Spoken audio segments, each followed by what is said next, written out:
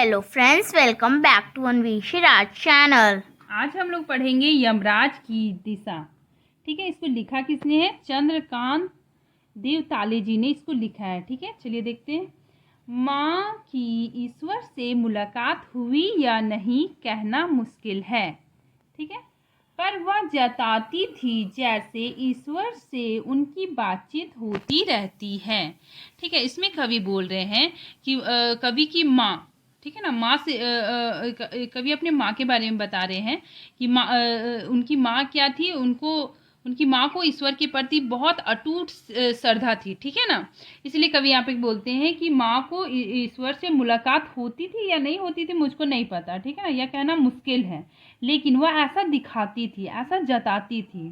ठीक है ना, ऐसा मतलब ऐसा दिखाती थी कि जैसे ईश्वर से उसकी बातचीत होती रहती, उसकी माँ की ईश्वर से बातचीत होती रहती। जैसे हम अपने फ्रेंड से बात करते हैं ना, तो वैसे कवि की माँ की बातचीत ईश्वर से होती रहती थी। ठीक है, और प्राप्त सलाहों के अनुसार जीवन जीने और दुख बर्दाश्त करने के रास्ते खोज लेती थी। मतलब जिंदगी जीने की सलाह वो किससे लेती थी? माँ भगवान ईश्वर से लेती थी। ठीक है, उन अपने कष्ट और दुख बर्दाश्त करने के लिए। ठीक है, अगर उनके जीवन में कुछ भी दुख होता था तो वो क्या करती थी? ईश्वर से सलाह लेके उनके लिए रास्ता ढूंढ लेती थी। ठीक है, चलिए अब हम इसके भावार्थ को देखते हैं। इसमें कवि ने बताया है कि उनकी माँ का ईश्वर के प्रति अटूट विश्वास था। कवि कहता है कि यह कहना कठिन है कि उनकी माँ की कभी ईश्वर से भेंट हुई या नहीं। ठीक है, या बात हुई या नहीं, पर वह सदा ऐसा प्रकट करती थी जैसे वह ईश्वर को जानती है और उसकी उनसे बातचीत होती रहती है। माँ के जीवन में जो जो कष्ट आते थे वह ईश्वर को बताती थी और उनकी सलाह लेती थी और उन सलाहों के अनुसार कार्य करती थी। वह जिंदगी जीने और दुख सहने का रास्ता ढूंढ लेती थी। ईश्वर पर विश्वास करते हुए वह सभी समस्याओं पर विजय पा लेती थी। कवि ने बताया है कि माँ अपने सुख दुख की बातें ईश्वर से करती थी। ठीक है, नेक्स्ट हम लोग देखते हैं। माँ ने एक बार मुझसे कहा था, ठीक है ना, दक्षिण की तरफ पैर करके मत सोना, वह मृत्यु की दिशा है। ठीक है ना, यहाँ पे कवि बोल रहे हैं कि माँ, जब कवि छोटे थे तो उनकी माँ ने उन्हें बताया था कि कभी भी तुम दक्षिण की तरफ पैर करके मत सोना। क्यों नहीं सोना? क्योंकि वहाँ पे क्या है? मृत्यु की दिशा है, मतलब यमराज का घर है। वहाँ पे क्या है?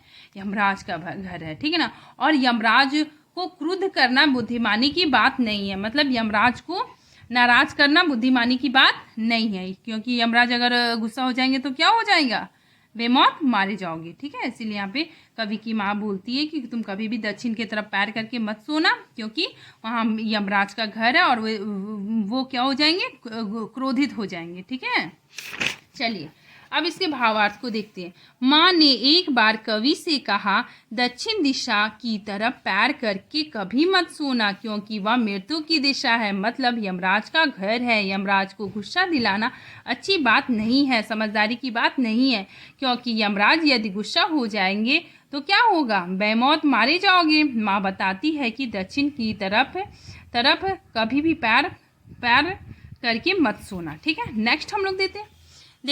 तब मैं छोटा था और मैंने यमराज के घर का पता पूछा था। उसने बताया था, तुम जहाँ भी हो वहाँ से हमेशा दक्षिण में। मतलब कवि जब छोटे थे, और छोटे बच्चे क्या करते हैं? सवाल जवाब करते हैं। तो कवि ने अपने माँ से यमराज का पता, मतलब यमराज के घर का पता पूछ लिया था कि यमराज कहाँ रहते हैं। ठीक है ना, तो माँ ने क्या बताया कि तुम जहाँ भी रहो, ठीक है, तुम जहाँ भी रहो, कहीं भी जाओ, वहाँ से हमेशा दक्षिण दिशा की तरफ, दक्षिण दिशा की तरफ क्या है? यमराज का घर है।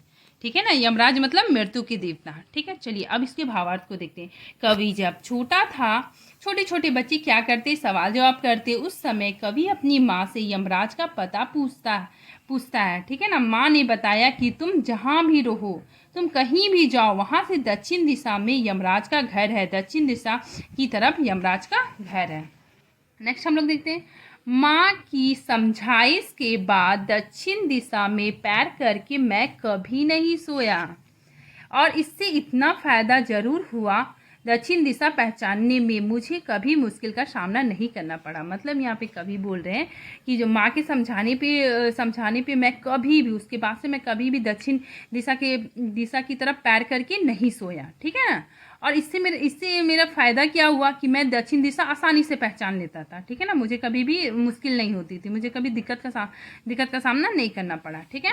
नेक्स्ट देखिए, मैं दक्षिण में दूर दूर तक गया और मुझे हमेशा माँ याद आई। दक्षिण को लांग लेना संभव नहीं था, होता छोर तक पहुँच जाना तो यमराज का घर देख लेता। यहाँ पे कवि बोलते हैं कि मैंने अपने जीवन में बहुत सारी यात्राएं की, यानी सफ़र किया। ठीक है ना। दक्षिण दिशा के तरफ दूर दूर तक गया, लेकिन मुझे क्या हुआ, माँ की याद आई। ठीक है ना। माँ की याद आती थी।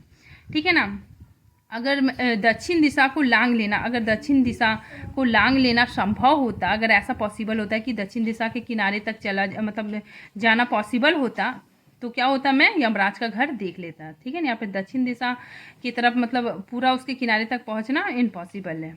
ठीक है। इसीलिए यहाँ पे कवि बोल रहे हैं कि होता छोड़ तो पहुँच पाना यमराज का घर देख लेता। मैं अगर वहाँ तक पहुँचना संभव होता तो मैं यमराज का घर देख लेता। ठीक है। यहाँ पे देखिए भावार्थ देखिए, कवि कहता है कि माँ के बार बार समझाने के बाद मैं कभी भी दक्षिण दिशा की तरफ पैर करके नहीं सोया। इस बात से सबसे बड़ा लाभ ये हुआ कि दक्षिण दिशा को पहचानने में कभी भी मुझे परेशानी नहीं हुई। मैं दक्षिण दिशा भूल नहीं पाया, आसानी से पहचान लेता था। ठीक है। नेक्स्ट है, कवि कहता है कि मैंने जीवन में बहुत सारी यात्राएं की। दक्षिण दिशा में बहुत दूर दूर तक गया और जहाँ भी गया वहाँ हमेशा मुझे मेरी माँ की याद आई। कवि कहते हैं कि मैं दक्षिण दिशा के पार यानी छोर नहीं पहुँच सका।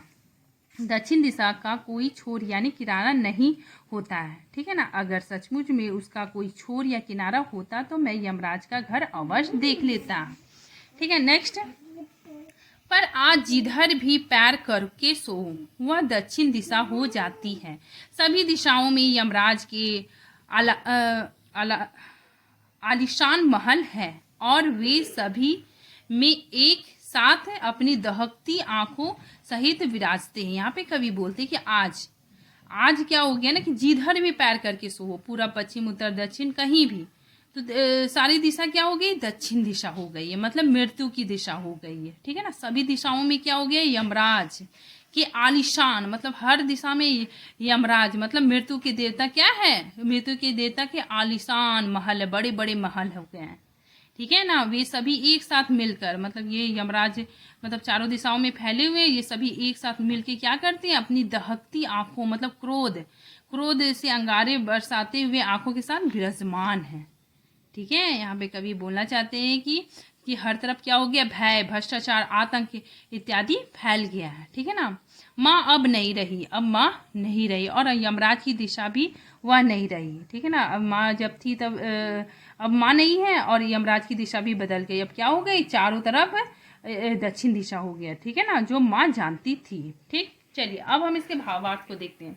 आज जिस तरफ पैर करके सो, कवि के अनुसार हर तरफ दक्षिण दिशा बन चुका है। कवि ने दक्षिण दिशा को भय, भ्रष्टाचार, आतंक, क्रोध इत्यादि की दिशा माना है। कवि कह रहा है कि आज समाज में इतना ज़्यादा निर्दयता, इतनी ज़्यादा असुरक्षिता हो गई है कि जिधर भी पैर करके सो उसी तरफ यमराज विराजमान है। हर तरफ खतरा, भ्रष्टाचार, आतंक है, इसीलिए हर दिशा दक्षिण दिशा हो गई है। यमराज जैसे हत्यारे शानदार महलों में रहते हैं, हर तरफ फैले हुए हैं, सभी स्थान में उनकी आग सी दहकती आंखें दिखाई पड़ती, अर्थात शोषण करने वाले लोग और उनकी शक्तियां चारों ओर फैल गई है। ठीक है। अब उनका कोई निश्चित क्षेत्र नहीं रह गया, निश्चित दिशा नहीं रह गया। ठीक है। चारों तरफ वे व्याप्त है। ये शक्तियां कमजोर लोगों को हर प्रकार से शोषण करने को तैयार बैठी हुई है। ये अपने प्रभाव से कमजोर लोगों को समाप्त कर देना चाहती है। ठीक है। माँ जानती थी कि यमराज की दिशा दक्षिण है, लेकिन आज कवि की माँ नहीं है और ना ही यमराज की वो दिशा रही जो माँ को पता था। आज यमराज की दिशा हर तरफ है। ठीक है ना, हर तरफ फैली हुई है। ठीक है। Thank you friends.